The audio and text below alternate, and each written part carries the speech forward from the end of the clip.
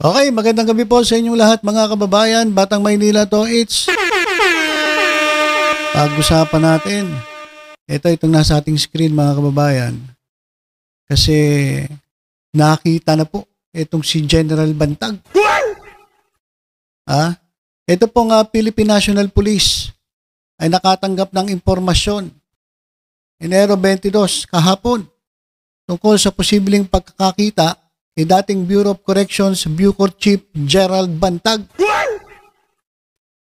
O sa isang press briefing, sinabi ni PNP spokesperson Brigadier General Jean Pajardo na tinatalakay nila ang ilang developments hinggil sa paghahanap kay Bantag kasama, ito matindi mga kababayan, makinig kayo maigi, kasama na nagmi-meeting etong si Criminal Investigation and Detection Group CIDG Chief Brigadier General Nicolas Torre III.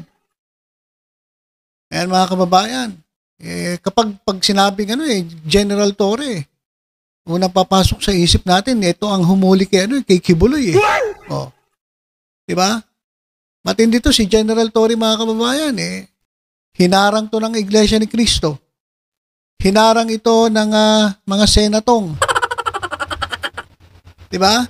Binuli-buli dun sa investigasyon sa Senado. Pero hindi nagpatinag mga kababayan. Sabi ni General Torre, bato ka lang, ako Torre. Diba? Noong nag-iimbestiga po dyan sa Senado, inimbestigahan po kasi siya talagang binuli. Hindi nakaporma itong si Senator Bato de la Rosa. Sabi ni Torre, Torre ako bato ka lang . Ano laban ng bato sa Torre? Diba? So kaya, ibang klase. Itong si General Torre, kapag binanggit ang pangalan niya, unang-una agad naiisip natin ay etong si Kibuloy. Etong nagtagong pinagbintangang rapist, pinagbintangang human trafficker mga kababayan. Etong si Kibuloy, itong si Pacquiao, hindi po itinigilan to ni General Torre.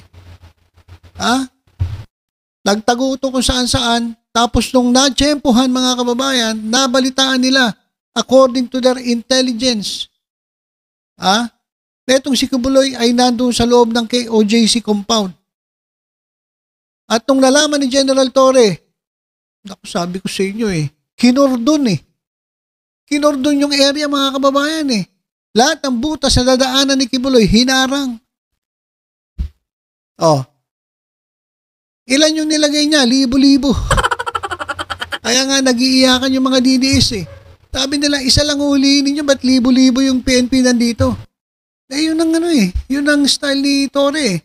Hindi niya bibigyan ng pagkakataon na makalusot etong si Kibuloy. Kasi unang-una, isa nga lang si Kibuloy pero ang daming tumutulong. Pinagtatakpan ng mga miyembro niya dyan sa KOJC. Ang ginawa ni General Torre, kinordonan. Walang butas. Walang butas na pwedeng daanan. Hinarangan lahat. Gagalit nga yung KOJC. Ano ba ginagawa nyo sa aming bahay-sambaan? Bakit tinambakan nyo ng mga pulis? Style ni style ni General Torre yan. Hindi niya hayaan na ang tawag doon, mabulilyaso yung kanyang plano. Hinarangan niya. Ngayon, nakita niya intelligence. Matalino Intelligence Merong intelligence mga kababayan, nandun si Kibuloy sa ilalim ng lupa. Anong gagawin mo pa pag nasa ilalim ng lupa? Di hukayin. Alangan naman nasa ilalim ng lupa, hintayin mo lumabas yan. Ang ginawa ni General Torre, hinukay niya mga kababayan. Meron ba makagawa nun? Wala, General Torre lang.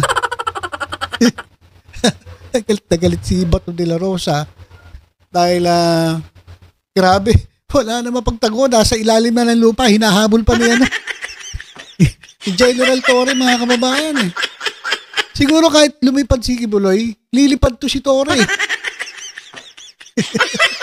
Hindi, di ba?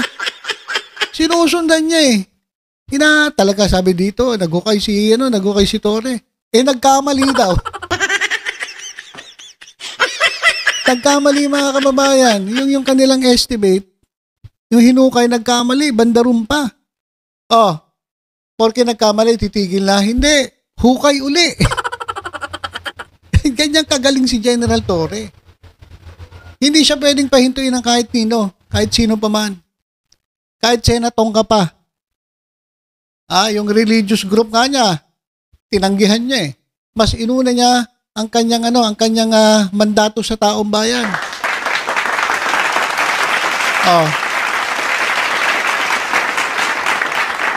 Ngayon, malapit na, mahuhuli na.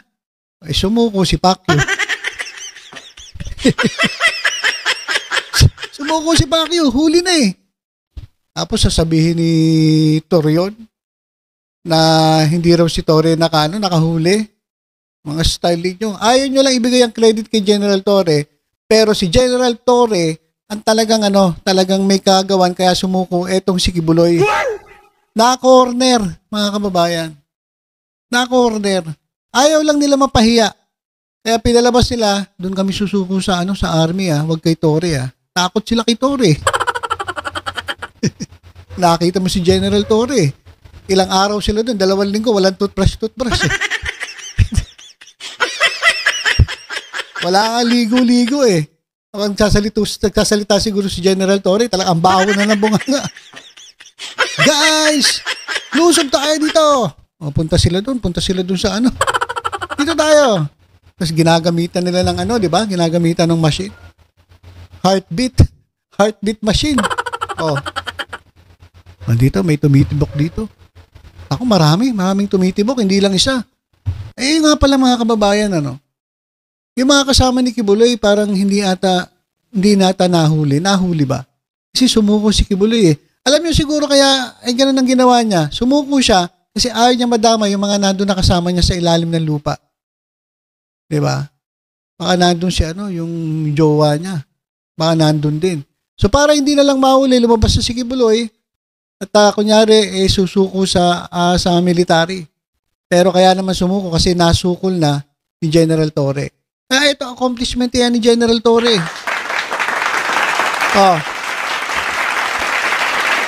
So yan po yung talambuhay ni General Torre. Kaya nga siya ngayon ay na-promote at naging hepe ng CIDG.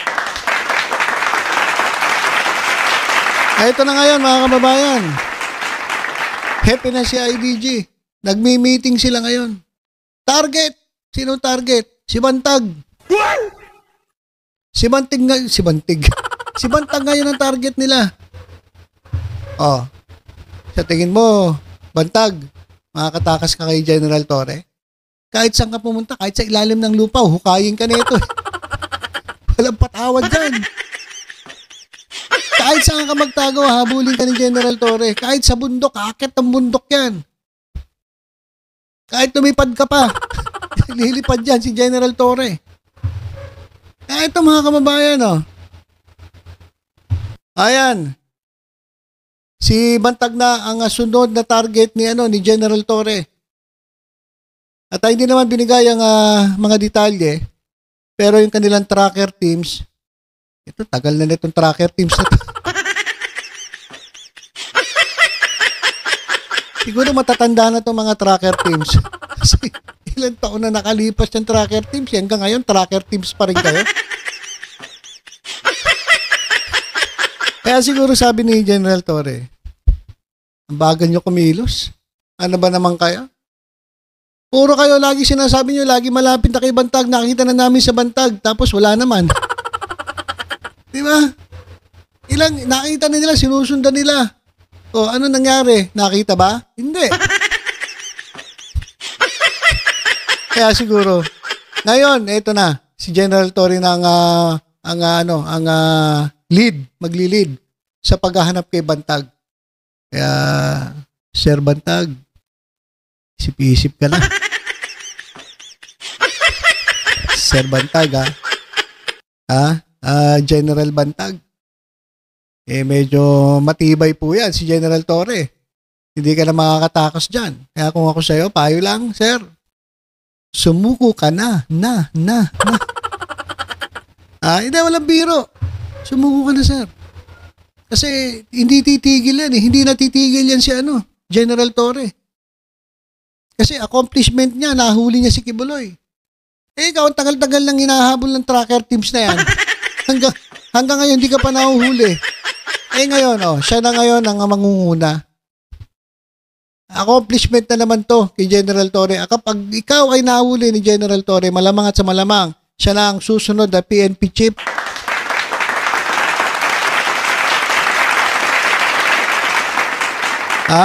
Kaya, Bantag.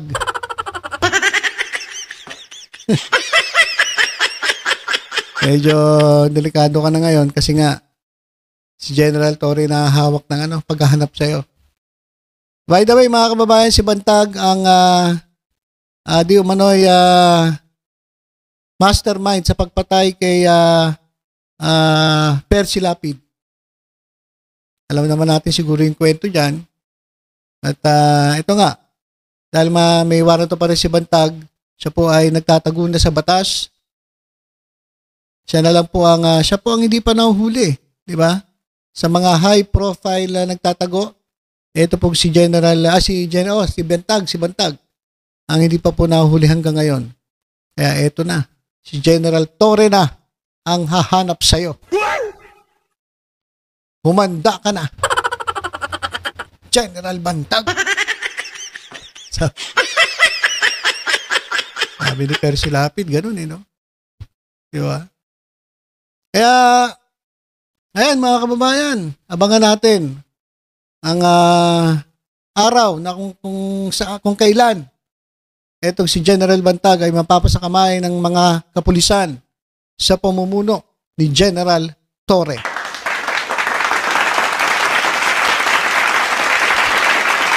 Okay, sa iyo lang po mga kababayan, basta tutok-tutok lang po dito sa Batang Maynila to sa iba pang updates. Ingat po tayong lahat. God bless po.